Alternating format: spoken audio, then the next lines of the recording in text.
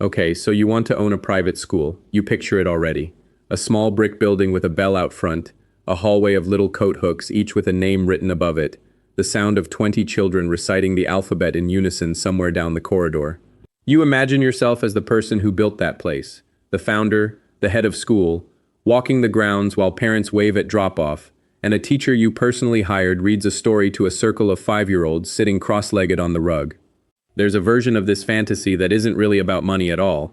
It's about legacy, shaping young minds, building something that matters in a world full of businesses that don't. And then, somewhere in the back of your head, a second thought creeps in, quieter but harder to shake. Private school tuition keeps climbing every single year. Parents pay it without blinking. And surely a business where the customers show up desperate and price-insensitive must also be one of the great secret cash machines in the economy. Here's what that picture leaves out. The single largest private school operator on planet Earth was recently bought by a consortium of global investment funds for $14.5 billion. $14.5 billion for a company that runs classrooms. And at the very same time, the median private school in America is operating on a profit margin of around 4.5%, barely above break-even, one bad enrollment year away from real trouble. Both of those facts are true, about the exact same business, at the exact same moment. Because owning a school is not one business, it's two. And almost nobody explains the difference before you sign the lease on the building. Let me show you what I mean, because this is the split that decides everything. Down at the level of a single independent school, the one you're actually picturing, with one campus and one head of school, this is a business built almost entirely on one number, and that number is payroll. Salaries and benefits for teachers, administrators, and support staff typically consume somewhere between 60 and 80% of a private school's entire budget. Some industry benchmarks put it even higher, with faculty and staff compensation eating close to 73% of total expenses in a representative school. Read that again. Before you've paid for a single textbook, a single field trip, a single square foot of heating, roughly 3/4 of every dollar that comes in the door is already spoken for by the people standing in front of the classrooms. This is not a business where you control your biggest cost with a clever supplier negotiation. Your biggest cost is human beings, and you cannot cut it without cutting the very thing parents are paying for. So what does that do to your actual profit? This is where the fantasy really starts to crack. You'll find plenty of business consultants online telling you a well-run private school can hit net margins of 20 to 40%. And technically, for a handful of premium schools charging enormous tuition to a wealthy, stable base, that's achievable. But look at the industry-wide reality, the number that comes from an actual national benchmarking body rather than a sales pitch. The median total operating margin across private schools is 4.5%. 4.5%. That is not a rich business. That is a business running so close to the line that a single bad enrollment season, a handful of families who don't re-sign for next year, or one unexpected roof repair can tip you from a modest surplus into a real deficit. And here's the trap hiding inside that number. Your revenue is concentrated almost entirely in one source. Tuition typically makes up somewhere between 70 and 90% of everything a school takes in. You don't have a diversified business with 10 revenue streams protecting you. You have one very large, very fragile stream, and 70 to 90% of your survival depends on parents deciding year after year that your specific school is worth the price. Think about the sticker price for a second. Say, $16,000 a year. Now, here is the secret they don't put on the brochure. Almost nobody pays that. Between financial aid and negotiated discounts, your real income, what the industry calls net tuition, is often $1,000, $2,000, maybe even $3,000 less per student. You aren't running a school at that price, you're running a negotiation. Multiply that gap across every single family in your building, and you start to see how a school can look, on paper, like it's bringing in enormous money, while the actual cash landing in the account tells a much tighter story. But the payroll isn't the only weight on the scale. The building is the second beast. Whether you lease or buy, you are paying for it. The question isn't, can I afford this lease? It's, can I afford the weight of this building if I lose just 10 students? That's the stress test nobody runs before signing the papers. Here's how that math works in practice. Take the combined cost of your lease, your utilities, and your maintenance, say $650,000 a year, and divide it by your enrollment of 300 students. That's a facility cost of just over $2,000 per child, before you've paid a single teacher. And this is where the fork in the road appears, because you have two options and neither one is free. You can lease your building, which lowers your upfront capital risk and keeps you flexible if enrollment drops, but you'll never fully control your own campus.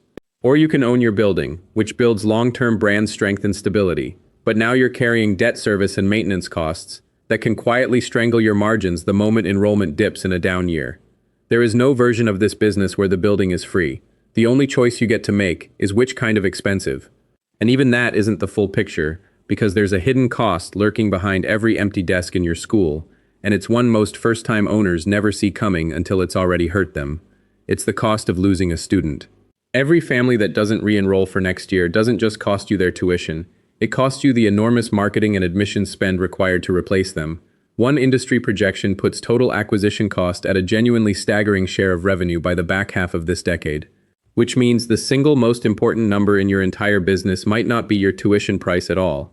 It might be your re-enrollment rate, the percentage of families who look at your school after 1 year and decide, without hesitation, to come back. Every family you keep is a family you don't have to spend a fortune replacing. This is why the schools that quietly thrive obsess over parent satisfaction and first-year retention with the same intensity a subscription business obsesses over churn. Because that, underneath the uniforms and the school assembly, is exactly what this is. So with payroll eating 3/4 of your budget, your facility carrying thousands of dollars of fixed cost per child, and every lost student costing you a small fortune to replace, how does anyone make real money in this industry? The answer is the same trick that turns almost every small personal high fixed cost business into a fortune. You stop running one school, and you start running a platform. And there is no better proof of exactly how far that trick can go than the story of a company called Nord Anglia. In 1992, Nord Anglia opened its very first international school. For over a decade and a half, it barely grew. By the late 2000s, after 35 years in business, it was a publicly listed company with a grand total of 6 schools. Respectable, but nothing extraordinary. And then, in 2008, a private equity firm called EQT looked at those 6 schools and saw something almost nobody else did. They took the company private for around $400 million. What happened next is the entire lesson of this video compressed into one company's history. Under private ownership, Nord Anglia stopped operating its schools as 6 separate, disconnected businesses and started running them as a single platform. Shared curriculum, shared systems, shared purchasing power, shared brand. In 2014, it went public again, raising over $300 million on the strength of that growth story. Just 3 years later, in 2017, investors took it private once more, this time in a deal worth $4.3 billion, and the growth kept compounding. By 2024, Nord Anglia was operating more than 80 schools across over 30 countries, educating upwards of 85,000 students, and a fresh consortium of investment giants agreed to buy the company at an enterprise value of $14.5 billion. From 6 schools worth $400 million to more than 80 schools worth $14.5 billion in less than 2 decades. One of the partners at the firm that helped build this described the opportunity in a way that should genuinely stop you in your tracks.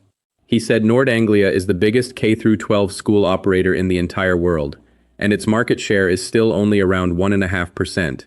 In his words, they aren't going to run out of runway in his lifetime. Think about that. The single largest player in this industry, valued at $14.5 billion, has barely scratched the surface of the global market for private education. And once you understand that, the entire business flips inside out, because you realize the 4.5% margin version of this business and the $14.5 billion version of this business are not different levels of the same game. They are entirely different games being played with the exact same product. The single independent school is fighting for survival one enrollment cycle at a time, exposed to a single local market, a single building, a single community's willingness to pay. The platform operator has systematically removed every one of those vulnerabilities, dozens of markets instead of one, shared systems instead of a single overworked administrator, institutional capital instead of a bank loan personally guaranteed against your house. The demand driving all of this money isn't even what most people assume. It's not primarily wealthy expatriate families anymore. Global growth in international schools is now driven increasingly by aspirational middle-class local families in fast-growing economies, wanting exactly the kind of premium education a platform like this is built to deliver at scale. The single school owner and the private equity fund are chasing the same parents. Only one of them can afford to lose money finding out which strategy works. So can you actually make money owning a private school? Yes, But the honest answer depends enormously on which of these two businesses you're actually building. If you're opening one campus, serving one community, you are stepping into a business with real margins, but thin ones, something closer to 4 or 5% in a typical year, occasionally stretching toward 20 or more if you're serving an affluent, stable base with disciplined cost control. You will live and die by your staffing ratio, your facility cost per student, and above everything else, your re-enrollment rate. It is a real business, a viable one, but it rewards operational discipline over almost anything else, and it punishes anyone who treats it purely as a mission rather than also as a spreadsheet. If instead you're building towards something like a platform, multiple campuses, shared systems, a brand that travels, you are playing a completely different game, one where institutional capital sees a market so vast that even the biggest operator on the planet holds barely more than 1% of it. Neither path is the fantasy you started with, but both are real, and understanding which one you're actually stepping into is the difference between a decade of financial anxiety and a business that genuinely compounds. Let's be brutally clear, you are not buying a $14 billion empire, you are buying a local institution with the hair-trigger finances of a small restaurant. If you lose 4 families, just 4, you might have to fire a teacher. Fire a teacher, and you lose 5 more families. That's the spiral. The only safety net you have is the quality of the first year you give those students. Master the retention, or the spreadsheets will master you. And that's the truth almost nobody says out loud about this industry.